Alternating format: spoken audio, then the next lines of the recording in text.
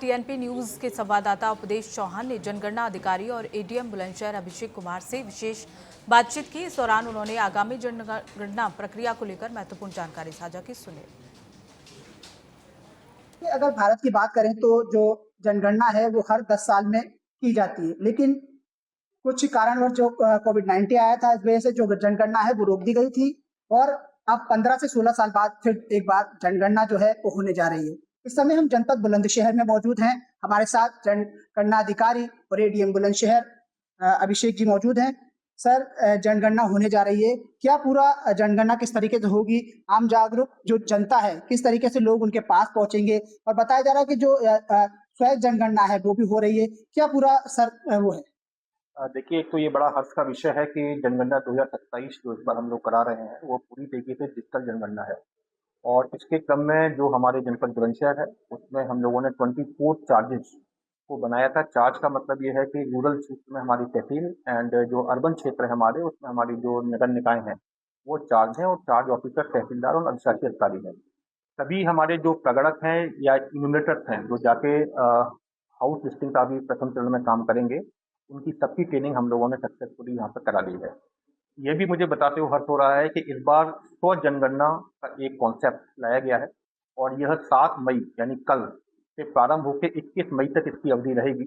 और यह बहुत ही सुगम और सटीक एक पहल है जिसके माध्यम से कोई भी व्यक्ति जो हमारा सेंसस का पोर्टल है उस पर जाकर अपनी जो भी सूचना है उसको भर सकता है और उसके बाद उसको एक ऐसी आईडी उसकी जनरेट होगी और उसको संभाल के रखना है। जब 22 मई से 20 जून के बीच में प्रगणक आपके घर से घर जाएंगे तो आपको वो ऐसी आईडी उनको देनी है। उसके बाद आपका डाटा वहाँ से सबमिट हो जाएगा। तो एक अच्छी पहल है और मैं ये आपके चैनल के माध्यम से ये समस्त अपने जनपद वासियों से अपील करूंगा कि वो स्वगणना में बहुत आगे बढ़ के इसमें पार्टिसिपेट करें, अपने साथियों को, मित्रों को, अपने परिवारीजनों को भी इसमें पार्टिसिपेट कराएं, क्योंकि स्वगणना के माध्यम से आप अपनी सूचना स्वयं भर सकते हैं और जिसकी सटीकता की निश्चित रूप से एक अच्छी बात रहेगी। साथ ही 22 मई से लेकर 20 जून तक हमारे प्रगणक लगातार हाउसेस में जाएंगे, हाउस लिस्टिंग का हम लोग काम करेंगे। तो ये भी मैं अपील करूंगा सभी के माध्यम से कि जो भी प्रगणक आपके क्षेत्र में आपके मकानों पर जाएं, कृपया उनको आप अपनी सही सूचना जो 34 बिंदुओं पर सूचना देनी है उसको उपलब्ध कराएं। जनगणना सिर्फ केवल एक काउंटिंग ही ना कह के हम ये कह सकते हैं कि देश के आगे जितनी भी योजनाएं हैं हमारी, उसके विकास की योजनाओं हो या अन्य जो भी योजनाएं हैं उनके लिए एक बहुत इंपॉर्टेंट हमारा एक पैरामीटर होती है। तो सटीक सूचना हमें मिलनी चाहिए। तो सभी से अपील है कि इसमें सटीक सूचना दें और स्वगणना में जरूर विशेष रूप से प्रतिभाग करें, उसमें अधिक से अधिक संख्या में उसमें वो लोग अपना प्रतिभाग करें। बहुत बहुत धन्यवाद। तो ये हमारे साथ थे अभिषेक जी, जनगणना अधिकारी हैं एडीएम है बुलंदशहर।